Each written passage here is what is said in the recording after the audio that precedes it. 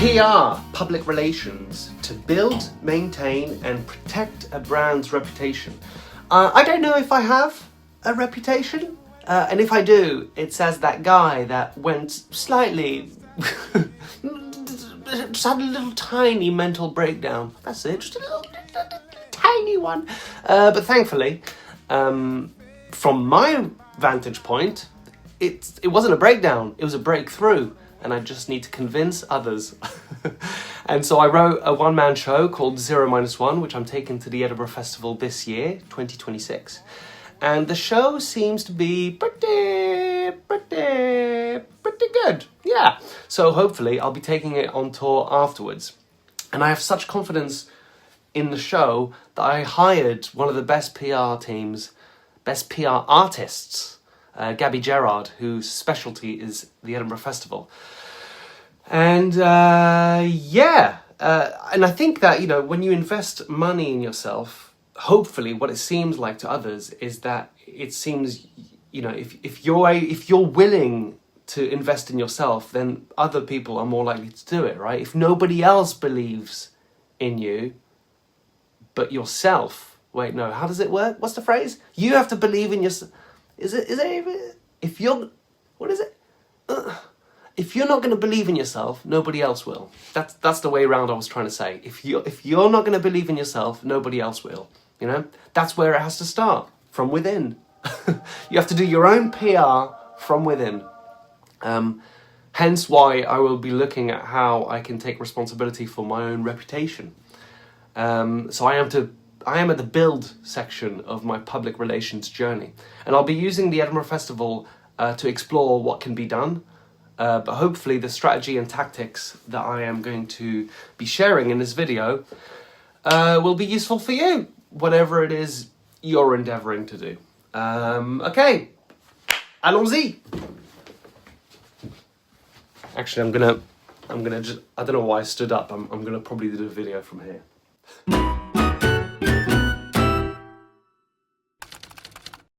Section 1, reality versus expectations. Knowing where we are now means knowing what steps we can take to move us forward. So I have a title, a logline, the fringe registration proof gets the green light. What else? A poster that's been amended, and a complex show that has been edited for coherence. It was a little bit too long, and so I had to do some shaving. And there is 2 months of rehearsals ahead, and then it gets presented to an audience. But first, we need to, we need them to know that it exists and get them excited to actually buy a ticket and come and see the show. That's the challenge. If I do my show in the woods and nobody's there to see it, does it make a sound? I need it to make a sound. I went away to Los Angeles for 7 years. I had the experience with my amnesia, and there was a pandemic. So when I returned to the UK, the whole scene had changed. Some colleagues thought I was dead. I really did lose touch with the circuit. And in my little moment of madness, just the tiniest of moments, I basically deleted all my social medias that had thousands of people that I could have reached, because I thought that, well, Eric's not real. That was my idea, was Eric's not real. I can just delete everything. But then turns out I am real. The only one standing is Facebook, and that's because it got hacked and I literally can't regain access because Facebook is a labyrinth without any way to contact any of their staff. So that page is still standing, but forgotten. I can't access it. So I have literally to rebuild from the beginning, both an online presence and a real life one. And I have 2 months to do that, to make myself visible to people going to the Edinburgh Festival and convince them to become my audience. The show is at 10 past 20, a good time. And the venue has 60 seats, so that's 60 seats times 24, which is 1,440. I did the maths before, just in case he's like, wow, he's so smart. And that's doable, right? Weekdays are especially challenging, but it's still possible. So that's where I'm at. Section 2, The narrative plus your experience. This is a story that nobody else can tell unless they have the script I wrote and a basic understanding of what acting is. But still, technically, it is my story. It's a true thing that happened to me, so it's mine, okay? Get off it! And it hopefully will stand out in the sea of over 3,500 shows at the festival. The logline's pretty good, right? After a brush with amnesia, this clown returns from the void with questions only madness can answer. Fractured memories, multiple personalities, and a darkly funny perspective on what it means to be human. That's a good elevator pitch, I think. And even if having amnesia or a mental breakdown, psychosis, mania, whatever it was that happened to me, ego death, even if these experiences aren't unique, they are filtered through my lens, and therefore it can be a story that we've heard before, but reshaped and presented in a unique way. I don't know what this is. It's like I'm milking myself. Ooh, right there. Okay. Anyway, Jason Bourne, for example, he lost all his memories, and when he returned, he knew how to kick ass and shoot guns like an expert, while being chased by a dozen of assassins, and he was making sweet love women. I too lost all my memories, and when I returned, I had a theatre arts degree. Maybe my story won't have a trilogy, but still, a clown with zero combat skills, let's see what that's about. So how do I pitch it, and to whom? So there's a 3-layer narrative, right? Depending on who you're talking to, you have to lead with a different door into the same story. So for general press and media, like as in social media, we do the human story, right? I lost my memory. No, it's so very hard in my life. It's hard for most people to comprehend, but, have you ever lost your keys? Yeah? Or your phone? Right. Well, imagine losing your mind. Somehow try and make it relatable. And from that experience comes a show about what makes us human. So, I want to make the ethereal accessible, emotional, universally relatable. Because, I've got some movie and TV credits, but nothing really to convince people to see me or my show. So attempting to connect with people really has to be about the present moment, about this specific show. I think it's great, regardless of whether I am famous or not. But of course I have to believe that. But I have to make you believe that. Now, for arts and theatre press, different approach, right? It's about a performer who used a real psychological crisis as raw material. The body as the archive of identity. Physical theatre as a way of recovering what words can't access. Honestly, to write it and to perform it has actually healed me a lot and has helped me to understand all the far-fetched aspects of this story, which now is well constructed, well written, it's powerful, and I believe it has the capacity not just to entertain people, but to maybe help, to inspire, maybe, with whatever challenges people are facing. Because grief, I don't think grief should be done alone. And storytelling is what kept me alive. And I hope to return the favour by telling a hell of a show. And then for film and entertainment press, just another little door that I can access, right? It's the actor who embodied grief as a crow in a Sundance film. The Thing with Feathers. Maybe it didn't explode in people's consciousness, but it's a beautiful film. And anyone that's seen it might be intrigued to come and see the man behind the scythe-like beak. So there are different approaches, right? These are the ones I think I'm gonna take on, Appropriate pitches, all 3 are mine, and the key is knowing which version to tell to whom. Section 3, content ideas for social media. Now, I've not been good at social media in the past, and honestly, I don't really have an interest in building an online brand or have millions of followers. Like, if I had millions of followers, yeah, great, brilliant. But what I want to do is to be able to do my craft of acting and get as many opportunities to collaborate on awesome projects with other brilliant talent. But if nobody knows I exist, it's harder to open those doors to casting departments, directors, producers, writers, other actors. And this show is perhaps the platform from which I can propel my career.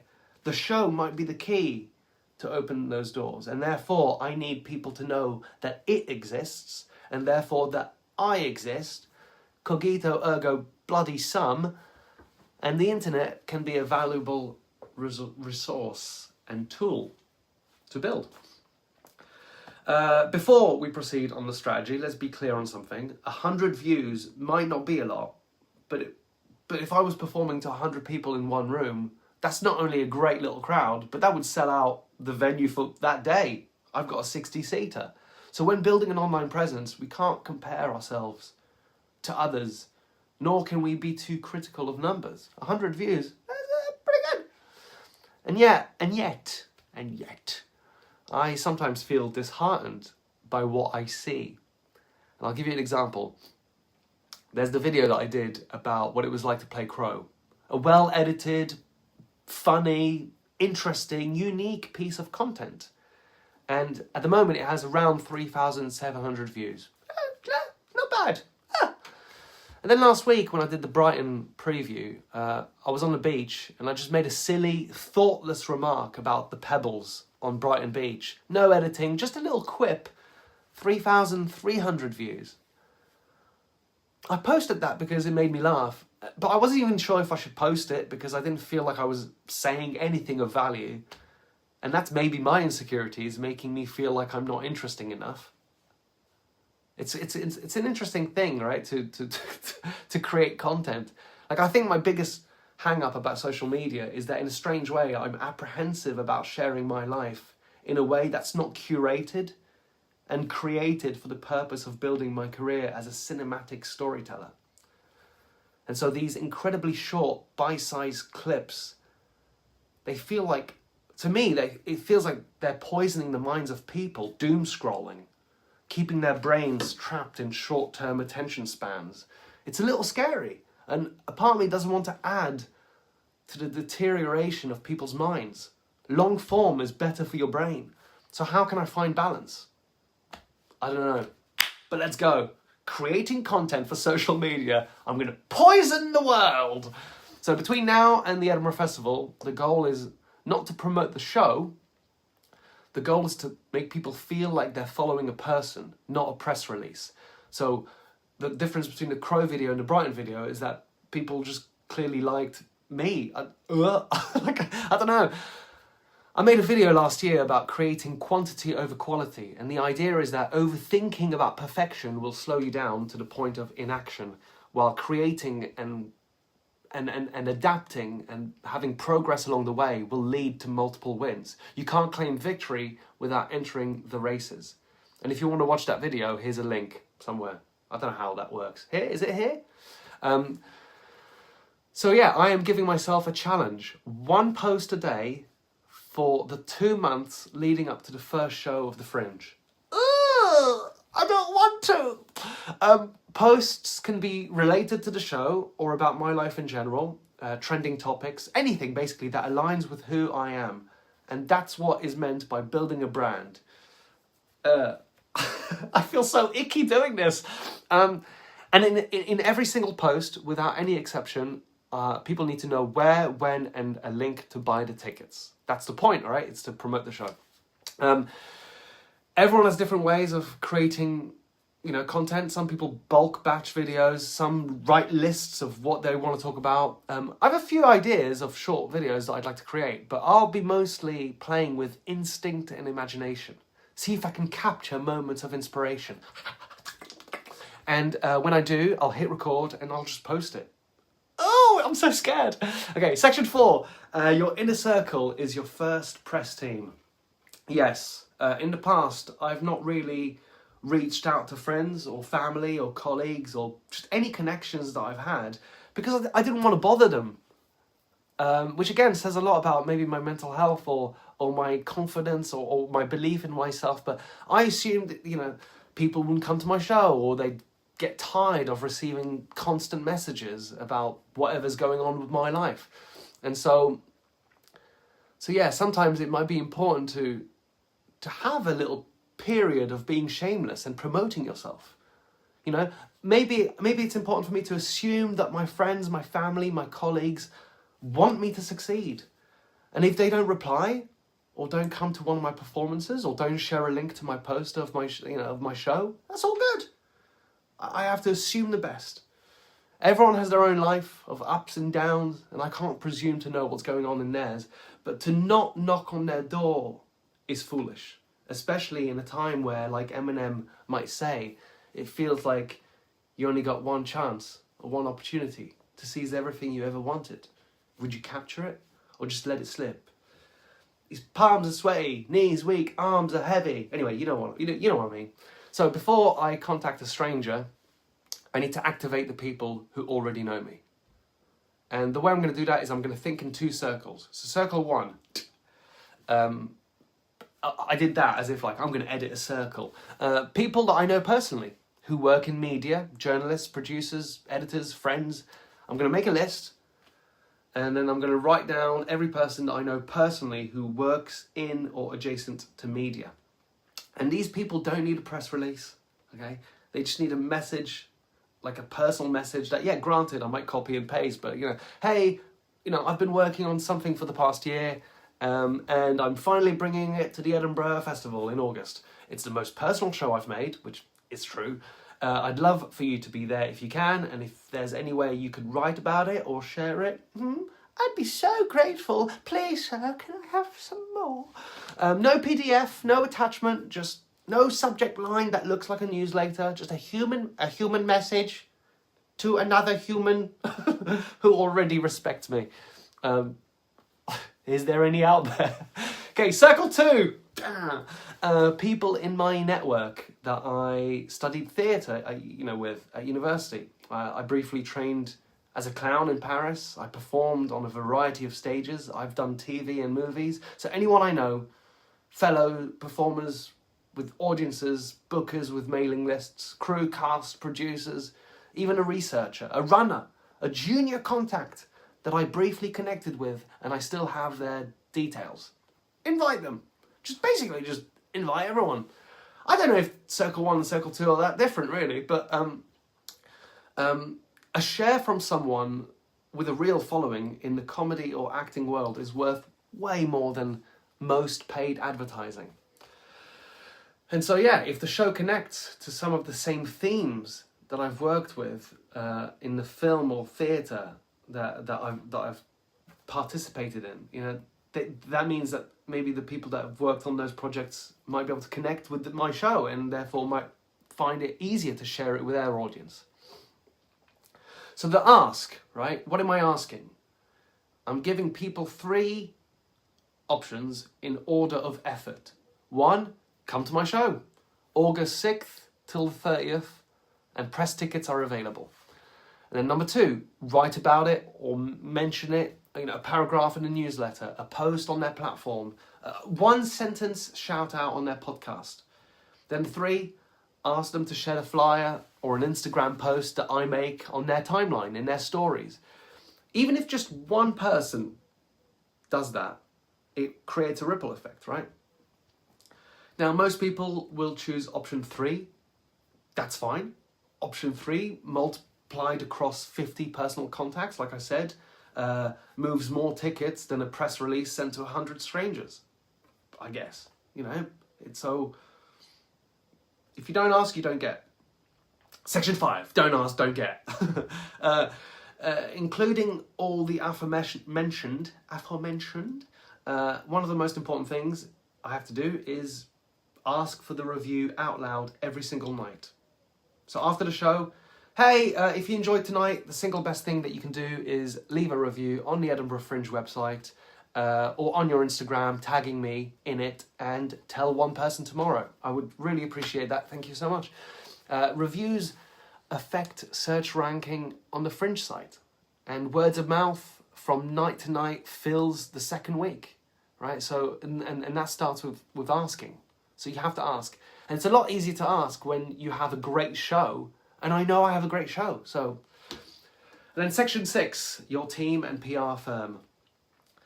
Everything you build is better achieved with someone that cares and is aligned with your efforts. Building together is designed to work in sync with whoever you already have around you. My agent, my publicist, my manager, anyone else involved in promoting my show. And they need to show up and represent you. If they don't, do they have your back? Right? It's hard to know in this industry. There's so many moving parts. There's so many conversations done behind closed doors that you won't or don't see. So in a way, you have to trust your instinct about whether or not someone on your team has your back. It's difficult. It's important to have some ego to drive what is essentially your identity as a business, right? My business is Eric Lampaert. It is my name, it is my skills, what I provide as an actor, and hopefully polyglot and other things, right? So ego is important, but we also have to remain humble, curious, maybe have a pinch of doubt when it comes to what my team is providing. Maybe they're a great team member, but I've run myself around anxious circles, weaving imagined scenarios and arguments about whether or not they're doing the job that they are meant to do. And then I make a move that's poorly executed, based on insecurity, and then bam, things get misaligned.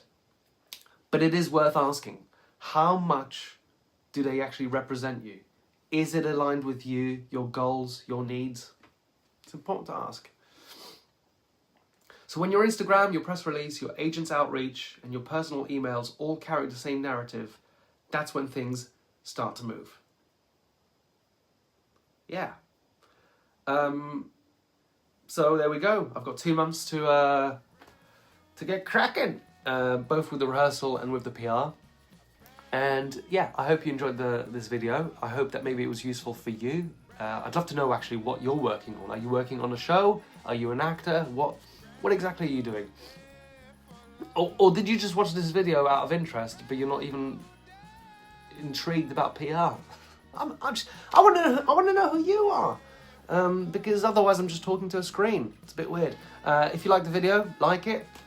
Subscribe to the channel if you want to know more about me, my journey, blah blah blah blah blah blah. And that's it. Okay, thank you very much.